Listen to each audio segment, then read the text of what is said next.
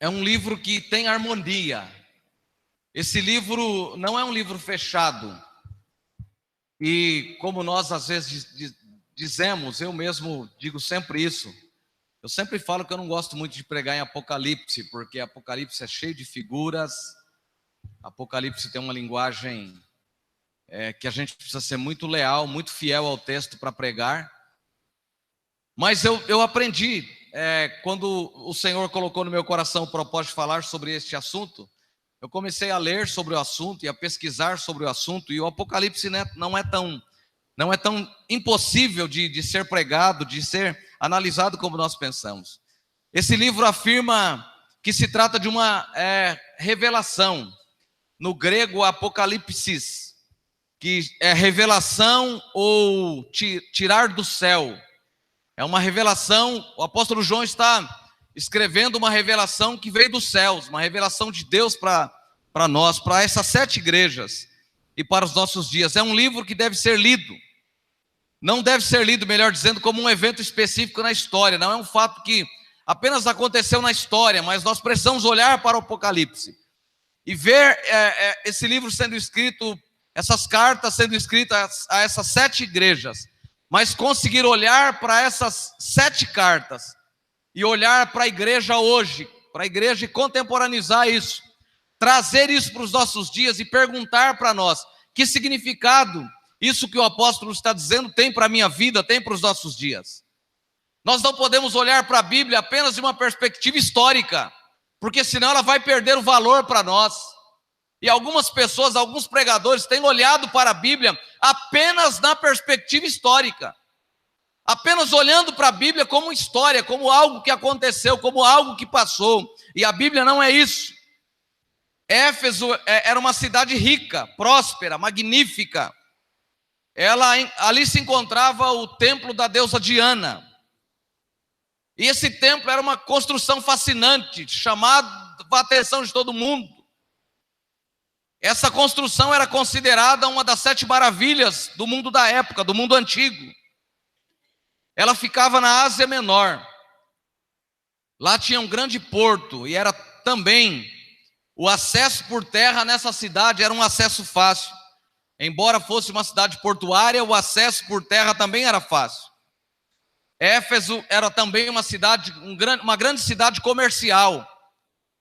Uma cidade onde toda a região, todas as cidades da região iam comercializar nessa cidade. Paulo visita essa cidade. Você pode conferir isso em Atos capítulo 18, versículos 19 a 21. Quando Paulo está indo de Corinto para Jerusalém, ele passa por essa cidade. E lá nessa cidade ele deixa 2 pessoas que foram importantes para o mundo missionário, Priscila e Áquila. Eles 2 ficaram lá. Atos capítulo 18 narra isso. Paulo visita essa cidade, a cidade de Éfeso, por volta do ano 52 depois de Cristo. E ele volta novamente a visitar esta cidade, na sua 3ª viagem missionária. E o texto diz lá em Atos capítulo 20, que Paulo ficou nessa cidade por 3 anos. Já no ano 57, aproximadamente 57 depois de Cristo. E esse magnífico templo construído, ele é destruído, completamente destruído, por volta do ano 262 depois de Cristo.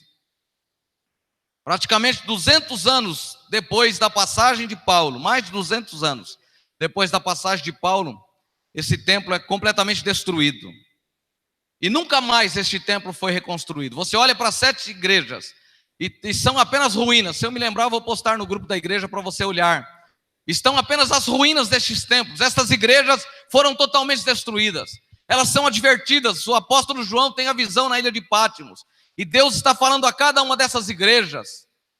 E a expressão a essas igrejas, os textos vão terminar sempre dizendo: quem tem ouvidos, ouça o que o Espírito diz às igrejas. E essas igrejas são completamente destruídas. Elas não existem mais. Então, quando a carta foi escrita, o apóstolo João estava exilado na ilha de Pátimos. Ele foi exilado pelo imperador Domiciano, entre os anos 81 a 96 depois de Cristo. Ele é exilado na ilha de Pátimos, preso na ilha. isolado lá nessa ilha. Deus dá essa visão, a visão, ele escreve o Apocalipse. Apocalipse 2, versículo 1. Ao anjo da igreja em Éfeso escreve: estas coisas diz aquele que conserva na mão direita as 7 estrelas, e que anda no meio dos 7 candeeiros de ouro. Conheço as tuas obras, tanto o teu labor como a tua perseverança, e que não podes suportar homens maus, e que pusestes à prova os que a si mesmos se declaram apóstolos e não são, e os achastes mentirosos. E tens perseverança, e suportastes provas por causa do meu nome, e não te deixastes esmorecer. Tenho, porém, contra ti que abandonastes o teu primeiro amor. Lembra-te, pois, de onde caíste, arrepende-te e volta à prática das primeiras obras. E se não, venho a ti e moverei do seu lugar o teu candeeiro, caso não te arrependas. Tens, contudo, a teu favor, que odeias as obras dos nicolaítas, as quais eu também odeio. Quem tem ouvidos, ouça o que o Espírito diz às igrejas. Ao vencedor, dar-lhe-ei que se alimente da árvore da vida, que se encontra no paraíso de Deus. Essa carta inicia, então, sendo endereçada ao anjo da igreja, que significa ao pastor da igreja, ou ao mensageiro. A carta é endereçada ao pastor de cada uma dessas igrejas, ao anjo dessas igrejas, ao mensageiro. E por que mensageiro? Porque o mensageiro deve ser leal ao seu Senhor. Então essa carta é enviada ao anjo de cada uma dessas igrejas. O texto também vai mostrar para a gente aí a expressão candeeiro. Estas coisas diz aquele que conserva na mão direita as 7 estrelas, que anda no meio dos 7 candeeiros de ouro. Esses candeeiros é a igreja, é cada uma dessas igrejas. Elas são retratadas no texto como candeeiro. E essa carta, a carta à igreja de Éfeso começa com elogios. Tem 10 elogios para essa igreja. Eu conheço as tuas obras. Deus está dizendo para essa igreja: eu sei tudo que vocês estão fazendo. Eu conheço cada uma da obra de vocês. Eu sou o pastor da igreja e eu tenho um olhar muito superficial. Eu posso ser completamente levado pelos meus olhos, pelo meu coração a olhar para você. Eu posso tirar conclusões extremamente precipitadas a olhar para você. Mas é Deus quem escreve dizendo: eu conheço as tuas obras. Deus está escrevendo a esta igreja dizendo: eu conheço as tuas obras.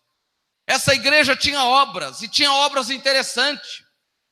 Ele diz ainda, dentre os elogios, há 10 elogios: eu conheço o teu labor. Essa igreja não era uma igreja preguiçosa, essa igreja não era uma igreja acomodada, essa igreja era uma igreja que colocava a mão à massa, essa igreja era uma igreja que trabalhava. Essa igreja tinha uma outra característica que trouxe elogio: eu conheço a tua perseverança. Vocês não desistem no meio do caminho, vocês não param por qualquer coisa. Não é qualquer cara feia, não é qualquer coisa que fazem vocês pararem. Vocês perseveram, vocês vão até o final. Ele diz ainda: eu sei que vocês não suportam homens maus. Essa igreja era intolerante a coisas erradas. Pessoas maldosas não tinham espaço nessa igreja. Eles reprovavam, essa igreja não aceitava isso. Essa igreja não aceitava conflitos, confusões. Quinto elogio: eu sei que vocês puseram à prova os que se declaram apóstolos. Estava havendo muito desvio da pregação nesse momento. Muitas pessoas estavam se intitulando apóstolo. E essa igreja, a igreja de Éfeso, não aceitava. Ela reprovava. Vocês não apenas reprovam, não aceitam, vocês colocaram em prova esses que se declaram apóstolos, mas vocês reprovam esses apóstolos, inclusive acham eles mentirosos. Eram coisas boas na vida dessa igreja, são elogios extremamente importantes para essa igreja. Aliás, quem não gosta de ser elogiado? Quem não quer um elogio? Todo mundo gosta de um elogio. Nós só precisamos saber lidar com o elogio, não é? Se nós somos elogiados e logo tem que vir com espinho de laranja para nos furar, então está tudo errado. mas nós precisamos saber lidar com os elogios. E essa igreja recebe todos esses elogios. Um outro elogio: vocês suportam provas, e suportam provas por causa do meu nome. Vocês suportam provas, coisas duras por causa do meu nome. Ser crente, irmãos, e passar por provas não é coisa dos nossos dias, não. Não são coisas de agora, não. Esses cristãos viviam isso na pele, inclusive entregando a sua própria vida, morrendo por amor a Cristo. Vocês suportam provas. Vocês não, trazendo para a nossa linguagem, vocês não chutam o balde por qualquer coisa. Vocês não jogam as coisas para o alto por qualquer coisa. Um outro elogio: vocês não são esmorecidos. Essa igreja não era uma igreja esmorecida, sem ânimo, desanimada, preguiçosa. Essa igreja era uma igreja animada. Essa igreja era uma igreja pronta para qualquer coisa. Vamos fazer, vamos fazer. Eu sei que vocês odeiam as obras dos nicolaítas. Eles dizem: vocês odeiam as obras dos nicolaítas, vocês reprovam as obras dos nicolaítas. E a pergunta que veio para mim, que eu fiz para mim mesmo: quem são esses nicolaítas? E eu fiz algumas pesquisas. O nome grego é Nicolaus, que significa ele conquista pessoas. Era alguém que surgiu lá e que trazia pessoas para o seu lado, conquistava as pessoas. E há 3 opiniões que elas se restringem apenas nas conjecturas, não pode se afirmar que são verdadeiras. Mas a primeira conjectura surgiu dentro da igreja primitiva por Irineu. Irineu, ele entendia que os nicolaítas eram os seguidores de Nicolau. Se você ler Atos capítulo 6, na instituição dos diáconos, tem um diácono que é eleito lá chamado Nicolau. E ele entende que esse diácono teve um desvio na fé desse diácono. E ele começou a juntar pessoas à sua volta e causar problemas para a igreja, com essas pessoas seduzindo e levando pessoas em torno de si. Há quem diga que eram grupos que falavam mal da liderança. Era um grupo formado por esse diácono que falavam mal, que traziam duras críticas. Mas há uma segunda posição: outros veem tais pessoas como sendo gnósticas. E talvez essa seja um forte indício, porque o gnosticismo estava presente. O gnosticismo dizia, diante da mensagem pregada: Jesus não pode ser Deus e ser homem ao mesmo tempo. A matéria é impura, então ele não pode ser Deus. Pode ser que esses nicolaítas tinham desvios teológicos, bíblicos, na interpretação das Sagradas Escrituras. Mas há uma terceira sugestão: que os nicolaítas eram pessoas que traziam e seguiam os ensinamentos falsos. Eram apóstolos e eram seguidores. Lá, uma referência a Números capítulo 24, a Balaão, que dá conselhos a Balaque, que leva Israel à prostituição e a se envolver com Moabe, com os moabitas, levando eles a se afastarem de Deus, se distanciarem de Deus. Então há pelo menos 3 perspectivas de quem eram os nicolaítas. Seja lá qual for a verdadeira, nós não podemos ser nicolaítas. Deus não nos chama para sermos nicolaítas. Há uma expressão em uma dessas cartas, que eles são chamados de Antipas, a minha fiel testemunha. Nós precisamos ser Antipas, não nicolaítas. Antipas significa contra tudo que surge contra a palavra. Nós precisamos ser Antipas e não nicolaítas, reprovar o pecado, reprovar aquilo que não agrada a Deus. Essa igreja então recebe elogios, mas o que adianta esses elogios se essa igreja está sendo envolvida? Eles até reprovam os nicolaítas. É interessante receber 10 elogios, e só tem uma advertência para essa igreja, mas eles recebem uma advertência que é uma advertência condenável.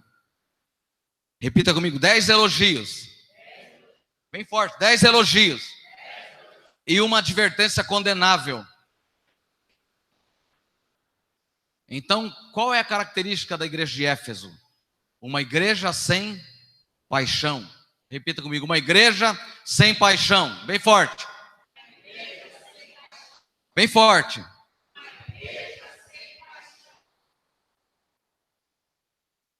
Não adianta receber elogios, 10 elogios, e ser uma igreja sem paixão. É exatamente isso que acontece com a igreja de Éfeso. Então ela recebe uma advertência, versículo número 4. Tenho, porém, contra ti que abandonastes o teu primeiro amor. E logo depois da advertência vem um conselho. Lembra-te, pois, de onde caíste. Arrepende-te e volta à prática. Tem três verbos aqui importantes. Lembra-te. Arrepende-te e volta. E dois deles aqui são verbos de ação. Lembra-te, arrepende-te, um verbo de ação, e volta à prática, também um verbo de ação. O que significa então essa advertência? Esse abandonaste no grego significa partir, ir embora, dispensar. Essa mesma palavra no contexto bíblico, ela é indicada, usada para o repúdio, para o divórcio. É alguém que se divorcia, que vai embora, que vira as costas e vai embora. Então a denúncia que essa igreja recebe é séria, porque embora eles tenham 10 coisas que são interessantes, que merecem elogios, eles têm uma advertência condenável. Deus está dizendo para eles: vocês viraram as costas para mim, vocês foram embora, vocês me dispensaram, vocês me largaram, vocês viraram as costas para mim, vocês me deixaram, vocês me desprezaram. Esse é o significado dessa advertência que eles recebem, que é abandonar. Tenho contra ti que abandonastes o teu primeiro amor. E quando a gente olha para isso, qual é a melhor definição que nós podemos ter de amor? A maior e talvez a mais próxima definição daquilo que Deus espera de nós é que amor é a base de tudo que temos e de tudo que fazemos e somos. Talvez essa seja uma definição mais próxima daquilo que Deus espera de nós. O amor é a base de tudo que somos, de tudo que temos. E esta igreja tinha mais de 40 anos de existência. É interessante isso. Essa igreja era uma igreja com mais de 40 anos de existência. Quando eu estava analisando esse texto, eu pensei: meu Deus, a nossa igreja vive exatamente esse período. É uma igreja com mais de 40 anos de existência. Em 40 anos de idade, essa igreja já está perdendo características que justificam a sua existência. A igreja só é justificada se ela demonstrar ao mundo o amor de Deus. E esse texto está falando de amor aqui no sentido de paixão por Deus, de amor por Deus, de querer andar com Deus, de querer estar com Deus, de querer viver com Deus e para Deus. Esse texto é muito forte, a expressão. Essa igreja tinha mais de 40 anos quando Jesus ditou esta carta. Outra geração havia surgido. Os pais não experimentavam mais o mesmo entusiasmo. Os pais olhavam para os filhos agora e não via entusiasmo nos filhos. Não havia espontaneidade na adoração. Não havia espontaneidade em adorar a Deus, em amar a Deus. Isso faz parte do credo apostólico, que todo cristão tem que saber. Eu devo amar a Deus sobre todas as coisas. Isso é mandamento, amar a Deus sobre todas as coisas. Não pode ter ninguém pode ocupar o lugar de Deus na minha vida. Eu não posso amar mais a minha esposa, embora eu a ame. Eu não posso amar mais os meus filhos. Eu não posso amar mais a minha casa, mais o meu carro, mais o meu vestuário, mais o meu emprego. Eu sou pastor, eu não posso amar mais a igreja, mais vocês do que Deus. Eu preciso amar a Deus sobre todas as coisas. E quando diz todas as coisas, é inclusive sobre mim mesmo. E quando eu deixo de amar a Deus, eu automaticamente não deixo de amar as pessoas primeiro, eu deixo de amar a mim mesmo. Eu deixo de amar a mim mesmo, porque foi por mim que Jesus morreu, foi por mim que Ele deu a sua vida, foi por mim que Ele se entregou. E os pais agora olham para trás, eles têm lembranças das coisas do passado, do início da fé, mas eles olham agora, eles já não estão vivendo isso, e muito menos os filhos vivem essa expectativa de relacionamento profundo, de caminhada com Deus. Que resume a nossa fé? No que tem resumido a nossa caminhada com Deus? Eu tenho lido muito sobre espiritualidade. Eu separei, sem exagero, pelo menos uns 30 livros para mim ler esse ano sobre espiritualidade. E há muitas perspectivas de espiritualidade na vida do homem. Nós podemos viver a pseudo-espiritualidade, que é a espiritualidade da demonstração para as pessoas. onde eu sinto a necessidade de mostrar, de falar que eu sou espiritual. Espiritualidade, irmãos, me leva a ser humano. Quanto mais humano eu sou, quanto mais eu desço no nível que as pessoas estão em pecados, não pecando, mas reconhecendo onde as pessoas estão afastadas de Deus, mais espiritual eu sou. Espiritualidade é andar com Deus, é se relacionar com Deus, é viver com Deus. Espiritualidade é desejar estar com Deus, é desejar amar a Deus, é ter na minha agenda Deus em primeiro lugar, é Deus ocupar a minha vida antes de qualquer outra coisa. Eu acho que está muito alto, Jonas, abaixa um pouquinho, por favor. Não apenas isso, mas faltava à geração seguinte devoção. É impossível seguir a Deus sem devoção, irmãos. Nós temos que ter devoção. É devoção que me leva a passar por provação, por adversidade. É devoção que me leva a dizer, vale a pena servir a Jesus, eu não deixo Ele por nada. Eu tô plantado aqui, ninguém me tira daqui. É devoção que nos leva, irmãos, a amar a Deus, a desejar estar com Deus. Eu tenho participado do Sara por 3 vezes, e esse trabalho tem feito um bem maravilhoso para a minha vida. Mas eu tenho tido uma experiência, eu não diria negativa, mas assustadora, de ver pastores arrebentados no ministério. Outro dia tinha um pastor de uma outra denominação que foi literalmente ele foi mudar com a esposa, com a família. Eles saíram de uma igreja e foram mudar para ir para uma outra igreja. E sabe o que aconteceu? Teve que vir uma viatura da polícia militar para escoltar o carro do pastor para sair da igreja, da casa da igreja, para mudar para outro lugar, porque o povo estava esperando ele para bater nele na família, literalmente. E esse pastor falava isso chorando, com lágrimas, chorando, se derramando. E nós estávamos lá, pelo menos uns 25 ou 26 pastores. Irmãos, aonde está o amor a Deus? Eu vi a estatística da quantidade de padres, de sacerdotes. Isso foi escondido nesses 3, 4 últimos anos. A quantidade de padres, de sacerdotes que se suicidaram, a quantidade de pastores que se suicidaram é uma quantidade grande. Nós estamos servindo a Deus às vezes sem devoção, sem entusiasmo. O que isso aqui tem a ver com a nossa igreja? O que essa carta à igreja de Éfeso tem a ver com a primeira igreja de Barueri? Nós precisamos sair daqui, e não sou eu que devo dizer para você, é o Espírito Santo que deve dizer ao seu coração. As minhas palavras são apenas palavras, e você pode interpretá-las como palavras afrontativas, como palavras que caem num vazio, no vago, mas se você deixar o Espírito Santo visitar o seu coração, você vai pegar a parte que te cabe nessa noite, e vai sair daqui dizendo, Deus, eu preciso ser diferente. Eu tenho contra ti que abandonastes o teu primeiro amor. O problema da igreja de Éfeso é com certeza o problema da maioria das igrejas de hoje. Fazer as coisas sem solidariedade. Fazer as coisas sem amor. Fazer as coisas apenas por fazer. Servir a Deus apenas por servir. Aliás, estar na igreja também é um ambiente gostoso. É bom estar na igreja. Mas Deus não nos chama para servi-lo assim. Deus nos chama para servi-lo com o nosso coração. Entregando a Ele o nosso coração. Entregando a Ele a nossa alma. Aleluia. Diga para a pessoa que está ao seu lado nesse instante. Deus espera de mim e de você muito amor por Ele.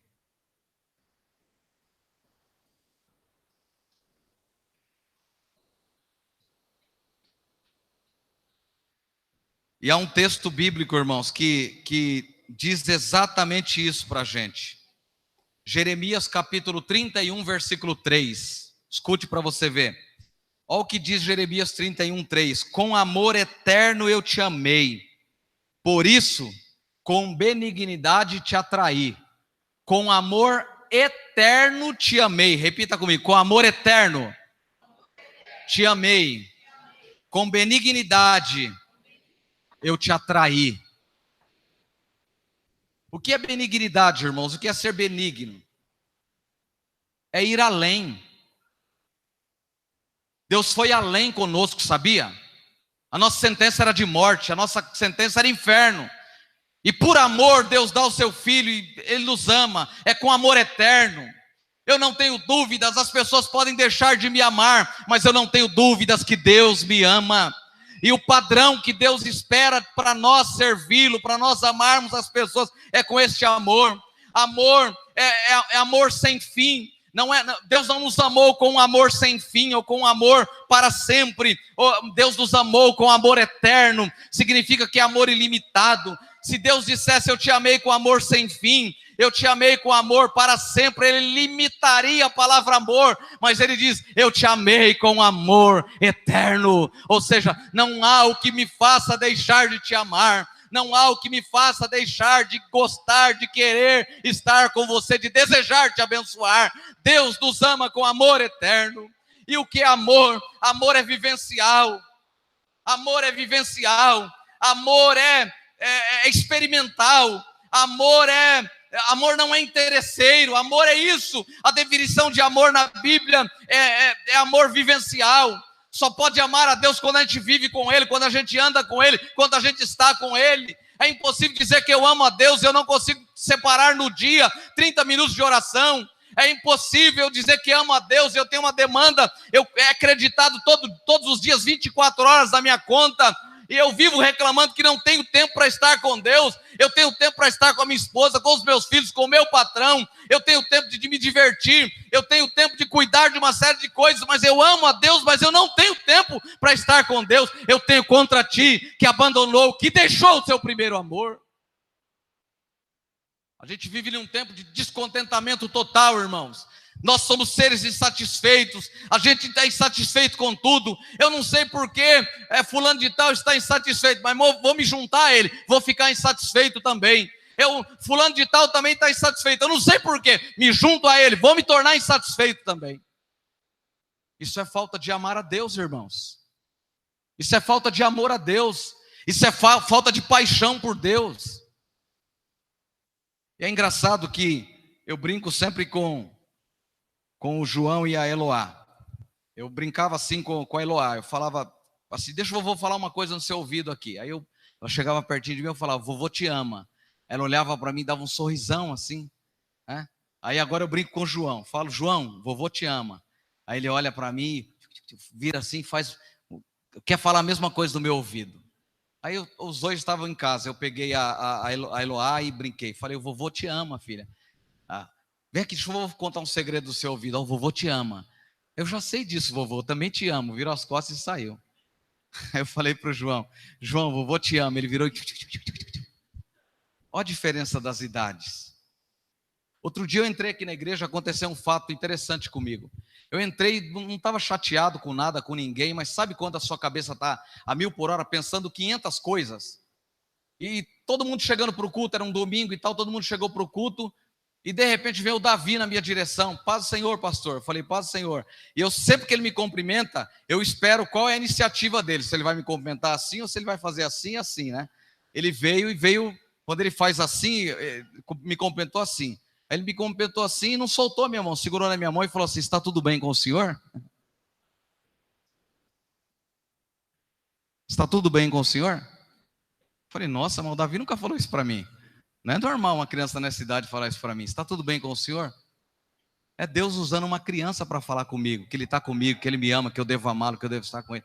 Irmãos, tem tanta coisa boa que acontece na nossa vida. Inclusive, vou dizer uma coisa para você, seus filhos são perfeitos, seus filhos adoram a Deus, seus filhos não têm deficiência, e a gente não serve a Deus amando a Ele, entusiasmado com Ele.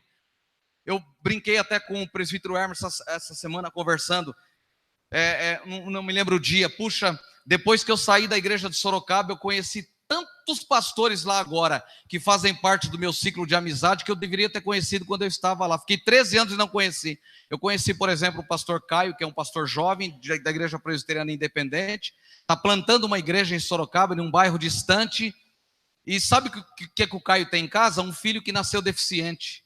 Ele tem uma UTI 24 horas na casa dele, com médicos e enfermeiras o tempo inteiro cuidando do filho. E eu conversando com ele, falei, Caio, como que você faz o pastorado? Como que você trabalha? Ele chegou dos Estados Unidos a semana passada. Caio, como que você consegue fazer tudo isso? Deus tem me dado graças. Ramsés, às vezes eu passo o dia e a noite acordado do lado do meu filho naquela UTI, porque ele precisa de mim e da minha esposa 24 horas por dia. Nós temos os nossos filhos perfeitos e às vezes a gente está insatisfeito ainda. Às vezes a gente não tem servido a Deus com aquilo que Ele espera de nós. A gente não tem tempo para Deus, a gente não tem tempo para a família, a gente não tem tempo para amizade, a gente não faz amizade com quem não serve a Deus. Passa 1 ano, 2 anos, 3 anos, Deus espera frutos da gente. A gente está dentro da igreja convivendo, arrumando problema, criando problema, olhando para os problemas, está esquecendo que Deus nos chama para amá-lo acima de todas as coisas. Amar a Deus é caminhar com Ele, é viver com Ele, é compreender a dimensão do seu amor para as nossas vidas. Deus nos chama para amá-lo. O amor, então, ele é vivencial, ele é experimental. O amor não é interesseiro. O amor que Deus exige da sua igreja é um amor que exige obras, exige demonstração, exige afeto. Precisa haver afeto na nossa caminhada com Deus. Mas dar demonstração do amor às vezes é tão difícil, é tão ruim. Ontem eu estava conversando com o proprietário da casa que eu moro e eu achei tão interessante. O seu José de vez em quando me pega lá para a gente conversar e ele falou para mim ontem assim, ele reformou a casa inteira, ele falou, Ramsés, vem aqui comigo. Aí foi lá me mostrar toda a casa dele, toda a reforma que ele fez na casa. Aí nós descemos, paramos à frente da casa, ele falou para mim assim, Ramsés, tem uma coisa que acontece na minha vida que eu falo para todo mundo, eu sou apaixonado pela minha mulher. Seu José, quantos anos o senhor tem de casado? Ramsés, 48. Estou pertinho de completar os 50 anos. Eu completei essa semana 75 anos. Eu sou apaixonado pela dona Vilma. Será que foi à toa isso? Será que essa fala para mim foi à toa? Eu vindo pregar nesse texto? Eu falei, puxa vida, que responsabilidade que eu tenho ser inquilino dele, morar aqui. Já pensou se ele veio e a Sônia um jogando prato, panela no outro lá? Se ele escutar o barulho dos gritos lá embaixo? Como tem sido o nosso amor por Deus, o nosso amor conjugal? Como tem sido o nosso amor pelos nossos filhos, o nosso amor com os nossos irmãos na fé, o nosso amor com as pessoas que nos cercam? É claro que tem gente que é difícil amar, né? Mas a Bíblia diz, se depender de você, tenha paz com todos. Se depende de você, tenha paz com todos. Então, eles recebem esse convite. Olha o versículo de número 5. O que diz esse versículo 4, ele aponta, ele indica onde essa igreja estava falhando. E ele diz assim, eu tenho contra ti que abandonaste o teu primeiro amor. Versículo 5, lembra-te, pois, de onde caíste. Arrepende-te.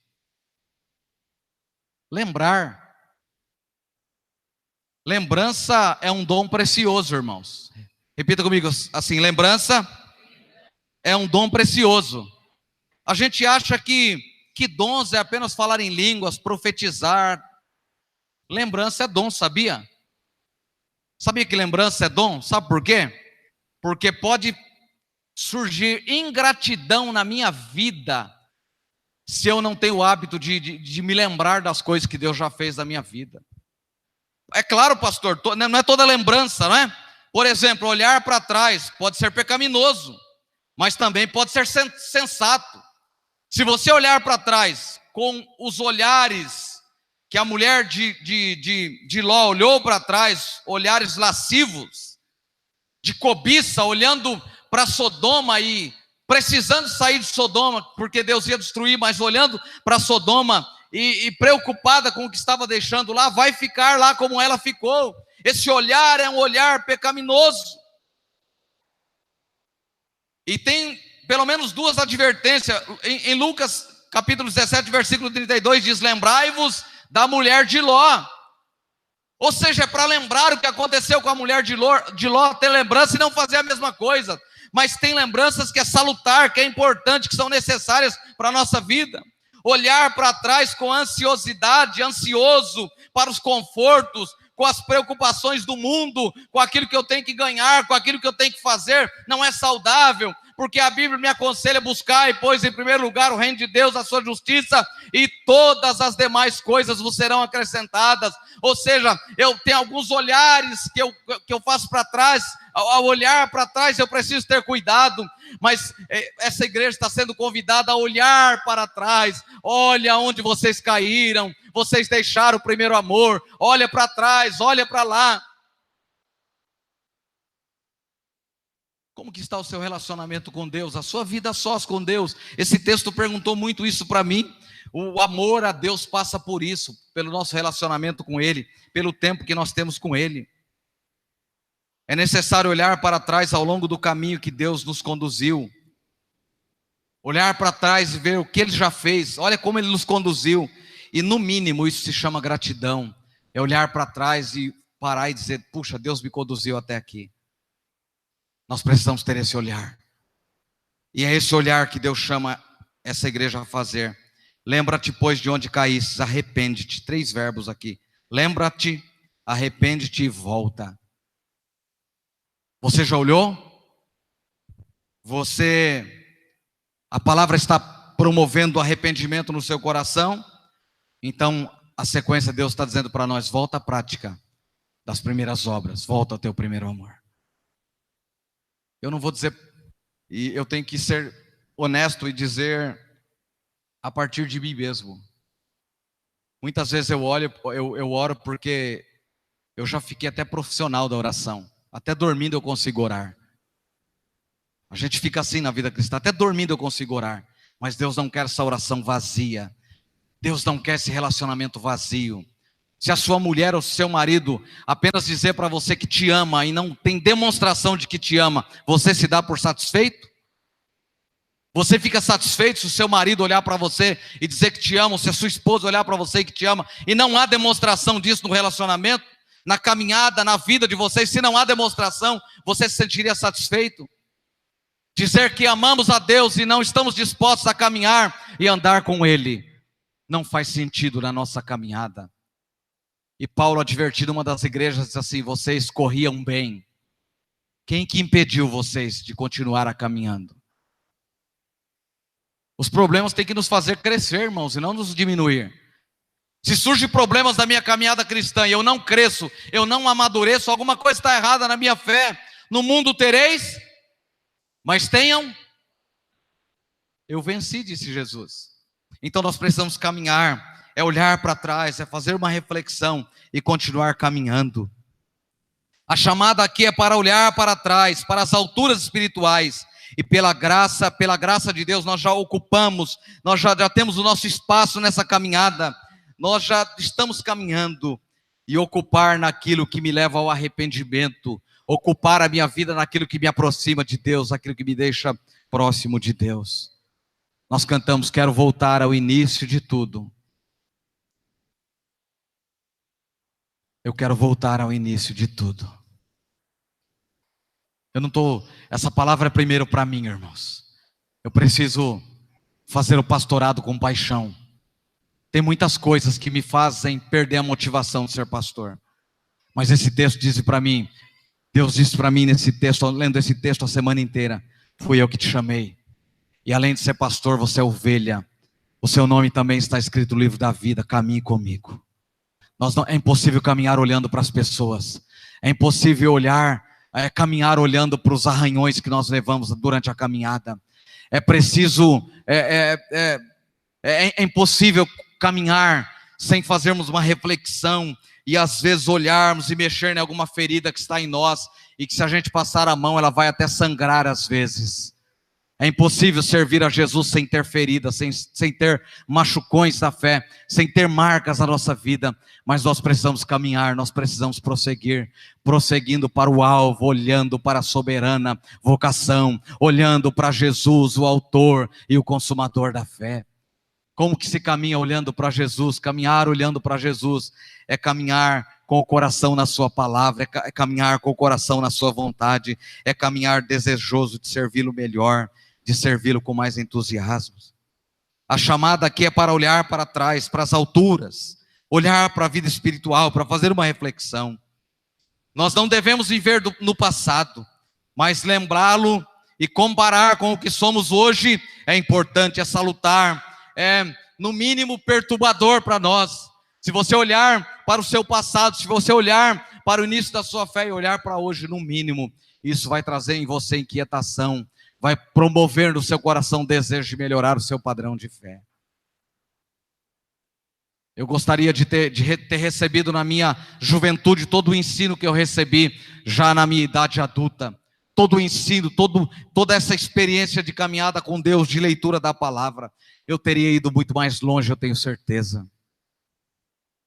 Nós precisamos voltar ao primeiro amor. Eu me lembro de um fato que ocorreu nessa igreja. Eu era líder dos jovens e a gente nos unimos, o líder dos jovens com o líder das mulheres, e vamos promover um trabalho evangelístico na cidade, vamos. E nós trouxemos para pregar aqui, os irmãos mais antigos vão se lembrar disso, o pastor Jurandir, que é o ex-feiticeiro lá. Trouxemos ele pregou no ginásio aqui do Jardim Silveira.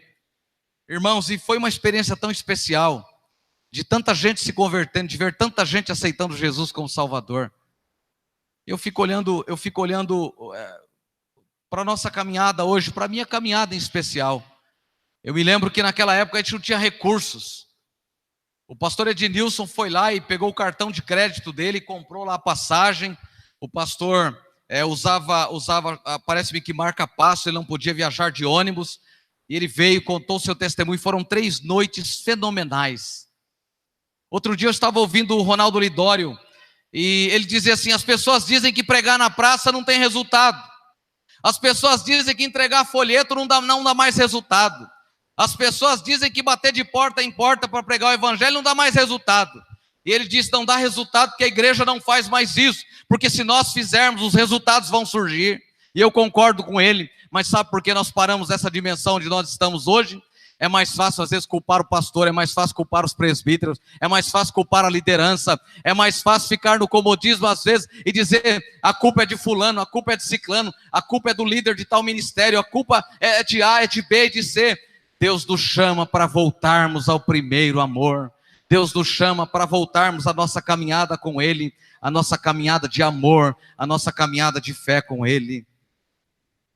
Éfeso era uma igreja aparentemente irrepreensível. Ela recebe 10 elogios. Ela trabalhava, ela suportava a perseguição. Ela rejeitava as heresias. Ela pregava e realizava grandes eventos para proclamar o evangelho. Ela não deixou de praticar boas obras. Seu problema era relacionamento na fé. O seu problema era conteúdo no amor. Era ternura, era afeição, era paixão. Faltava espontaneidade no vínculo com Deus. Faltava paixão para essa igreja. Como você está servindo a Deus? Como eu estou servindo a Deus? Sirva a Deus sempre com alegria.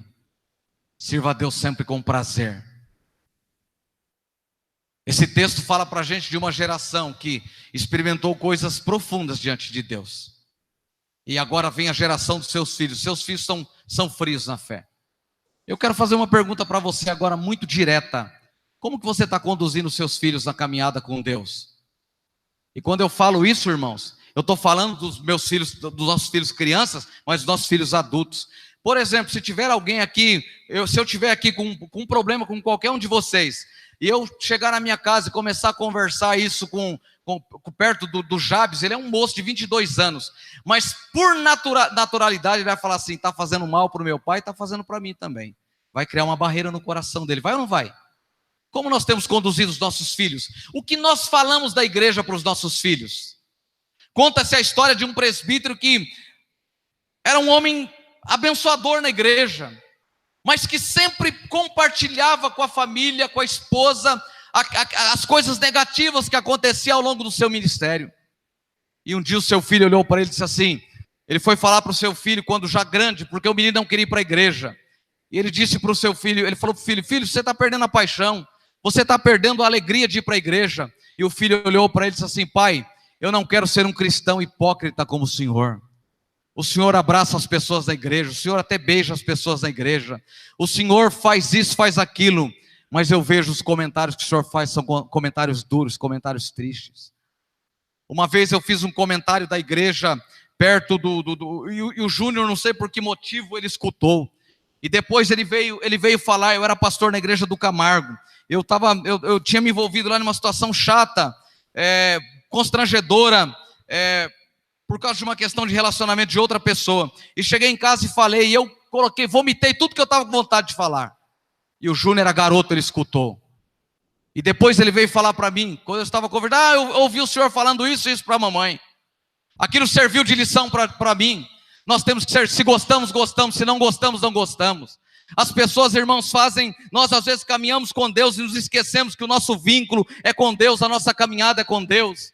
O glória a Deus que você dá na igreja é para glorificar a Deus, é para atacar alguém, é para mexer com alguém. O aleluia que você dá, a glorificação, a compreensão que você tem da palavra é Deus falando para você, ou você remete isso a alguém? Nós precisamos servir a Deus com alegria. Quem tem ouvidos, ouça o que o Espírito diz às igrejas. Ao vencedor, dar-lhe-ei que se alimente da árvore da vida e que se encontre no paraíso de Deus, que se encontra no paraíso de Deus. Eu preciso viver minha vida com integridade. Nós precisamos viver uma vida com alegria prazerosa, uma vida que de fato nós identificamos, as pessoas identificam Deus na nossa caminhada. O Martin Lloyd Jones, ele diz uma coisa interessante: um dos obstáculos ao avivamento é a impureza doutrinária, de gente que nega as essências da fé, a inerrância das Escrituras, a expiação de Jesus na cruz, a pessoa e obra do Espírito Santo. Ele diz outro grave problema é a ortodoxia morta. Nós vamos perdendo o entusiasmo. Eu olho para a minha vida e eu sou hoje, parece que mais tradicional do que pentecostal. A gente olha para os exageros que acontecem na igreja, para as não verdades que acontecem na igreja, e a gente às vezes trilha o caminho do meio. Essa igreja perdeu o entusiasmo. Essa igreja perdeu a alegria. Perder o amor por Deus é perder o entusiasmo. E eu olho para mim, eu tenho que me policiar. Eu olho para mim, eu tenho que medir as minhas palavras, pensar nas minhas palavras. Eu olho para mim, eu tenho que tomar cuidado para não negar a doutrina que um dia criei, que um dia eu aprovei. E ele está dizendo, lembra-te, pois, de onde caíste, arrepende-te, volta à prática das primeiras obras, e se não venho a ti e moverei do seu lugar o teu candeeiro, caso não te arrependas. Amém? Como está a sua caminhada com Deus? Como está a sua proposta de caminhada com Deus? Cada uma dessas igrejas, o vencedor,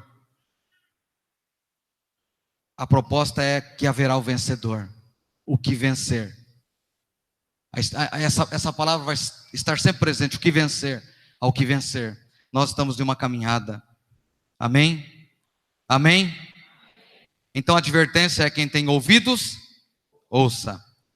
Para Jesus é melhor deixar de ter uma igreja removendo, tirando ela do seu lugar, do que ter a igreja das tradições, das obras, da instituição, mas sem amor a Deus. Nós somos levados a esse texto a amarmos a Deus, amar a Deus sobre todas as coisas. Amém? Esse relacionamento com Deus, essa caminhada com Deus, vai nos proporcionar uma caminhada de amor, uma caminhada de profunda experiência com Ele, de profundo relacionamento com Ele. O que fazer diante dessa análise de Jesus? Eu olho para dentro de mim, como líder, como cristão, como igreja. Eu preciso encabeçar a fila do arrependimento. Eu preciso encabeçar a fila do arrependimento, de voltar ao primeiro amor, de voltar a esse entusiasmo, a esse prazer, a essa alegria de buscar a Deus, servir a Deus, a essa alegria de me relacionar com Deus. E automáticos, me relacionando bem com Deus, os relacionamentos à minha volta serão relacionamentos abençoados. Que Deus nos capacite a vivermos para a glória do seu nome. Amém?